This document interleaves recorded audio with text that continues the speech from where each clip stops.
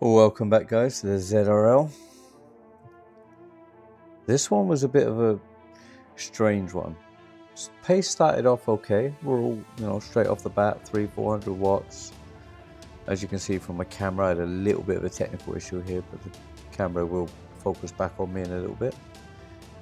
This race was a bit of a weird one for me. I've never had a race like this before. As you can see now, nobody's making any breakaways. The whole pack is staying together. Pretty much all 24 riders stay like this now for a while. We were, trying to push out some watts a bit, trying to maybe do a little breakaway, see who comes with us, and a few people were doing that. Nobody was going. Everybody stayed together. And it was a tough one because when somebody went, everybody went. So it was really hard to make any breakaways. So like you see here, a few people went. Slowly, everybody's catching up. And then it's like rubber banded, everybody's back together again. And that went on for pretty much most of the race, really. It was a tough one for me because every time I tried to think, okay, on the downhill, I'm a little heavier rider, so I'll push it on this part, try to, get a second or two ahead. If I can do that, I can try to push it for, one more lap and see if I can get 10 seconds ahead. It just didn't work. It just did not work. Everything I've tried didn't work this time. So in the end, as you can see, off on the front again, tried to go, people slingshot past, everybody's back together again. It's like everybody's rubber banded and pulls everybody back. It was a tough one. This race was really a tough one. But as you can see, as we get to the end, you see there will be a little bit of fun at the end of this race for sure. As you can see here, I tried to go again on the downhill, tried to pull away. My watts are not, I'm not at my FTP, but I'm not far off it. I'm my FTP is about 266, so I'm about 240 average watts right now, 230, 240. So, I'm not taking it easy, but I'm not pushing it to the max either, because at each one of these laps, there's 3 laps on this course, each one of these laps has that climb at the end. From the very beginning of this, that climb at the end is where it's going to make or break. I'm not a very good sprinter and I'm not the best climber. Put those two right at the end of a race, sprinting uphill, it's tough. It is tough for me. I really need to work on that extra 10 seconds at the end of the race, extra 20 seconds at the end of the race. That could pull me up 2, 3, 4 spots if I could work out that sprint power at the end.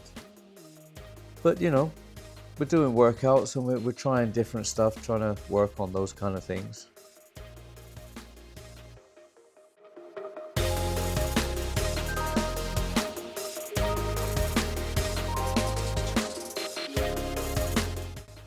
As we get into the end of this lap, you see the little hill there at the end. We're about 1.5 kilometer out. I think the hill actually starts at around 800 meters, I think it is, from the bottom to the top. So it's not too bad. As you can see here, it's just started. So it's about 600 meters. So as you see, we're going to start going up this hill. This is where you can see stronger riders, lighter riders push up the hill. My thinking behind this is just try to stay with the pack. And we did. And you see there's 1 or 2 riders went off up front. Same thing again. Everybody got back together again. For the next, 2 laps, this was how it was the whole time. Nobody really got in front. As you can see, I tried to chase down the guy at the front, caught up with him, great, and then everybody else catches up as well. And it went on like this for the whole race until the end. You see a little bit of drama at the end. The end is where it really, really kicked off. But yeah, like I say, this one was a strange one for me. I just didn't know which to do. I took the SL8 tarmac, yeah, the Specialized Tarmac S-Works SL8. I was going to take the disc wheels, but I ended up taking the Wake 65 60 wheels because I saw the little climb at the end, and I thought, okay, disc wheels, climb at the end. A lot of people took the disc wheels. I didn't really see much in it, to be honest with you.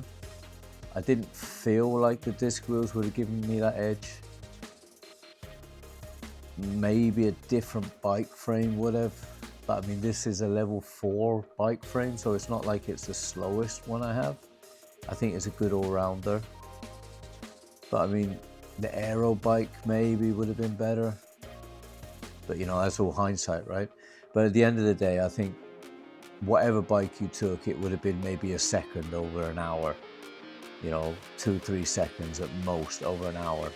We were just under an hour when we did this, and I didn't feel that they got an advantage by having the disc wheels or an aero bike. So I didn't feel like I was at a disadvantage, that's for sure.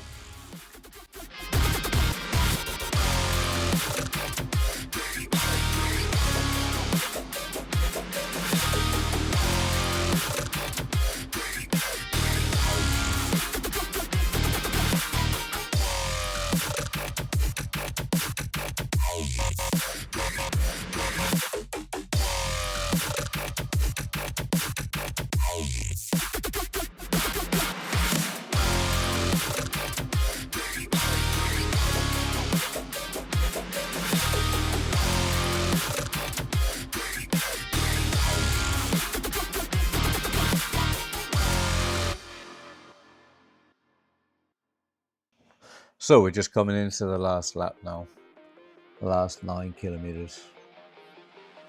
This was a cat and mouse race for sure.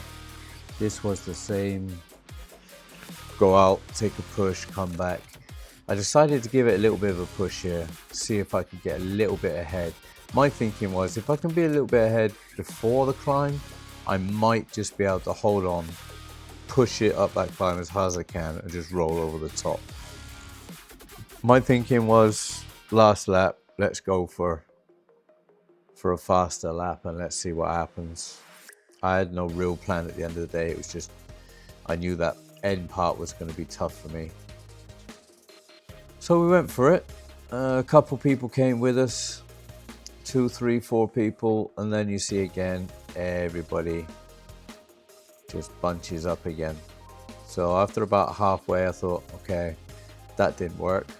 Let's slow down a little bit, get back in the pack, get the draft, and it looks like I am going to have to go for a sprint at the end.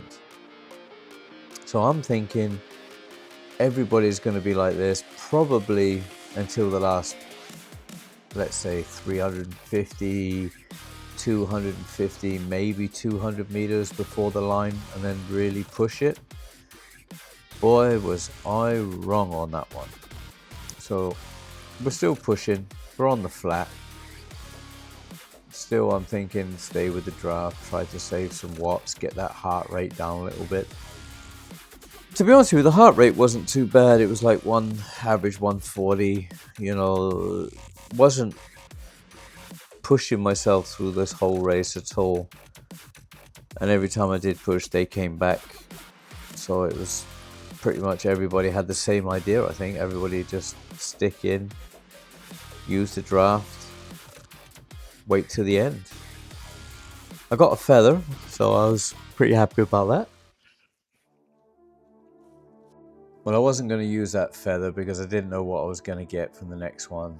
And seeing the climb was coming up, I wanted that feather.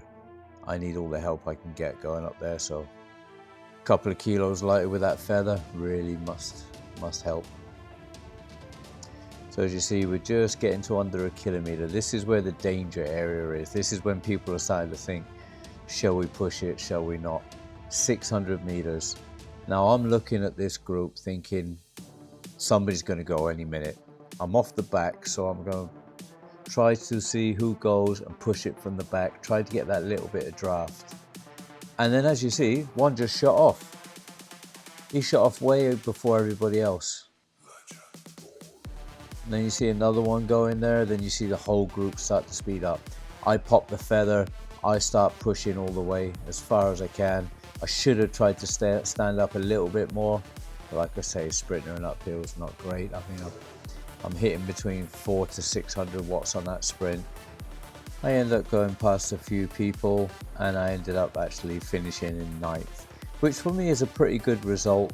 It's a little bit better than halfway, and in this group I usually finish in the mid-table, so I was happy with that. So next week is the last ZRL race of this season, so tune in for that. If you'd like to see any more ZRL races or any races at all, just like and subscribe, and see you in the next one.